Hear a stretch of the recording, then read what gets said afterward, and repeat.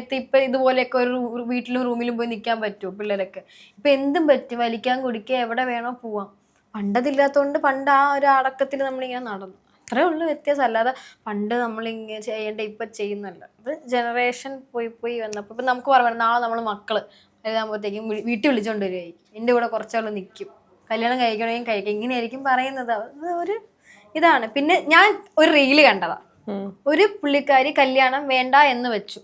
എന്താ ഫിസിക്കലി ആ പുള്ളിക്കാരി സാറ്റിസ്ഫൈഡ് അല്ലാത്തതുകൊണ്ട് കല്യാണം വേണ്ടാന്ന് വെച്ചു. അങ്ങനെ ഒത്തിരി ആൾക്കാർ ഇതിന് പോകുന്നുണ്ട്. അതായത് പാർട്ട്ണർ അതല്ല, എനിക്ക് പറ്റുന്നില്ല എന്ന് പല ഡോക്ടറിനെയും കണ്ട് അവരതിനെപ്പറ്റി. ഞാൻ ഇന്നലെ ഒരു മൂവി കണ്ടായിരുന്നു, ലൈഫ് പാർട്ട്ണർ എന്ന് പറഞ്ഞിട്ട്, അനുശ്രീയുടെ ആ ഹസ്ബൻഡ് ഫുള്ള് കണ്ടില്ല, സ്റ്റാർട്ടിംഗ് ഒന്നും ഗേ ആന്ന് തോന്നുന്നു. പുള്ളിക്കാരെ 1 വർഷം കഴിഞ്ഞ ഒരു ഡോക്ടറെ അടുത്ത് പോയി പറയും, എനിക്ക് എൻ്റെ ഭാര്യയോട് ഫിസിക്കലി ഇതായിട്ട് നിൽക്കാൻ പറ്റുന്നില്ല, അതൊരു പ്രശ്നമാണ്, അപ്പോൾ ഡിവോഴ്സിലേക്ക് പോവുക. അങ്ങനെ ഇത് കല്യാണം കഴിഞ്ഞാലും ചിലവർക്ക് ഓക്കെ ആവില്ല, കല്യാണത്തിന് മുമ്പായാലും ചിലവർക്ക് ഓക്കെ, അങ്ങനെ ഒത്തിരി കാര്യങ്ങളുണ്ട്.